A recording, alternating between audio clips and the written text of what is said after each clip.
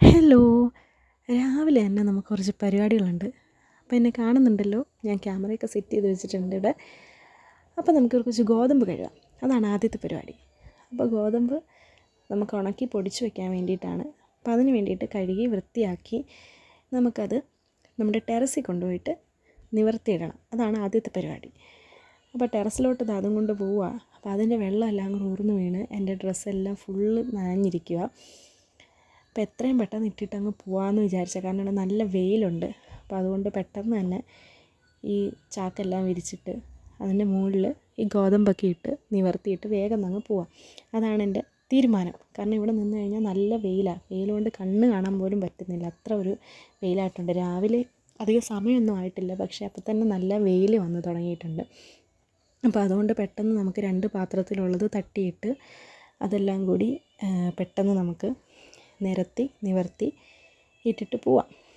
അപ്പോൾ പെട്ടെന്ന് തന്നെ ഞാനതുകൊണ്ട് നിവർത്തിയിട്ടിട്ടുണ്ട്, അതെല്ലാം നിരത്തിയിട്ടിട്ടുണ്ട്.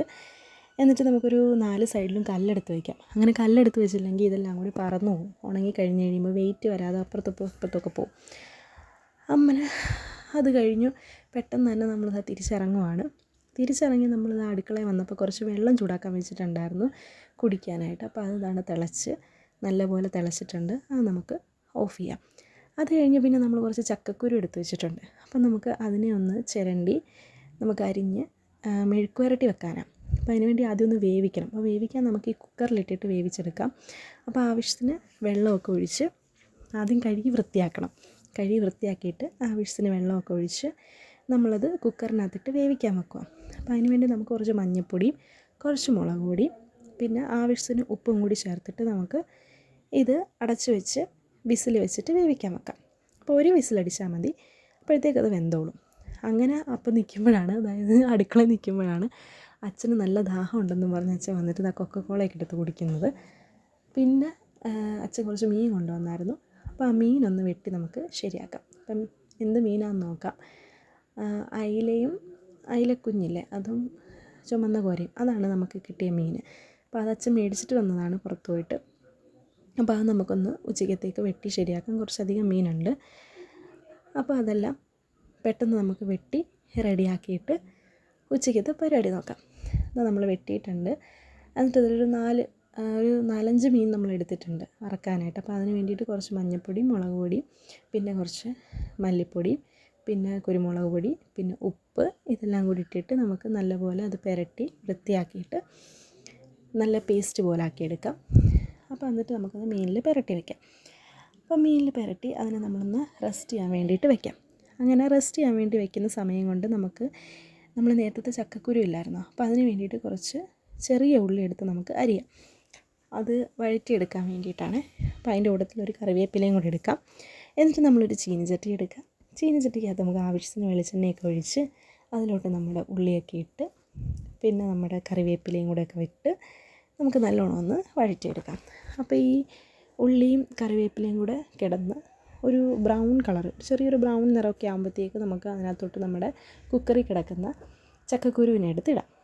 അങ്ങനെ അതിനെ ഇട്ട് നമ്മൾ ഒന്നിളക്കി അടച്ച് വയ്ക്കാം. പിന്നെ നമുക്ക് വേറൊരു പാൻ എടുത്ത് അതിലോട്ട് വെളിച്ചെണ്ണയൊക്കെ ഒഴിച്ച് അതിലൊരു 2 കറിവേപ്പില തണ്ടൊക്കെ വെച്ച് നമ്മുടെ മീൻ വറക്കാനായിട്ട് വയ്ക്കാം. നമ്മളൊരു 6 മീൻ എടുത്തിട്ടുണ്ട് കേട്ടോ. 6 മീനും നമുക്ക് അതിൻ്റെ മുകളിലോട്ട് നിരത്തി വയ്ക്കാം. അങ്ങനെ ഓരോന്നായിട്ട് നിരത്തി നമ്മൾ അതിൻ്റെ മുകളിലോട്ട് വയ്ക്കുവാണേ.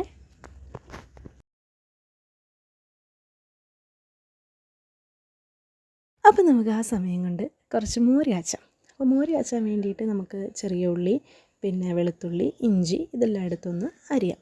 കുറച്ച് മതി. അപ്പോൾ അതെല്ലാം കൂടി എടുത്ത് നമ്മൾ ചെറുതായിട്ടൊന്ന് അരിഞ്ഞ് നമ്മളൊരു ചെറിയ ഉരുളി എടുത്തിട്ടുണ്ട്. അപ്പോൾ അതിനകത്ത് ആദ്യം നമുക്ക് പപ്പടം ഉണ്ട് നമുക്ക് കാച്ചാൻ. അപ്പോൾ പപ്പടം കാച്ചിയിട്ട് അതിനകത്ത് നമുക്ക് എന്ത് ചെയ്യാം, നമ്മൾ അരിഞ്ഞ് വെച്ചേക്കുന്ന സാധനങ്ങളൊക്കെ ഇട്ട് ആദ്യം നമ്മൾ കുറച്ച് കടുകും കുറച്ച് ഉലുവപ്പൊടി ഇടുമായിരുന്നു കേട്ടോ. അത് കഴിഞ്ഞിട്ട് നമ്മൾ ഇതെല്ലാം ഇട്ട് വഴറ്റി എന്നിട്ട് നമ്മൾ കുറച്ച് മഞ്ഞൾപ്പൊടി പിന്നെ കുറച്ച് ചെറിയൊരു ലേശം മുളക് പൊടി ഇട്ടാൽ നമുക്ക് ഇങ്ങനൊരു കളർ കിട്ടും. എന്നിട്ട് നമ്മൾ അതിനകത്തോട്ട് നമ്മുടെ തൈര് ഒഴിക്കുക. എന്നിട്ട് നമ്മളിങ്ങനെ ഇളക്കണം, അല്ലെങ്കിൽ അത് പിരിഞ്ഞു പോകും. പിന്നെ നമുക്കതെല്ലാം കഴിഞ്ഞൊന്ന് കുളിക്കാം. അപ്പം നല്ലൊരു കുളിയൊക്കെ കഴിഞ്ഞ് വന്നിട്ട് നമ്മളിത് ചോറൊക്കെ എടുത്ത് കഴിക്കാനായിട്ട് പോവാം. അങ്ങനെ അതെല്ലാം കഴിഞ്ഞ് നമ്മൾ വൈകുന്നേരം ആയപ്പോഴത്തേക്ക് ഒന്ന് കടയിൽ വരെ പോവാം.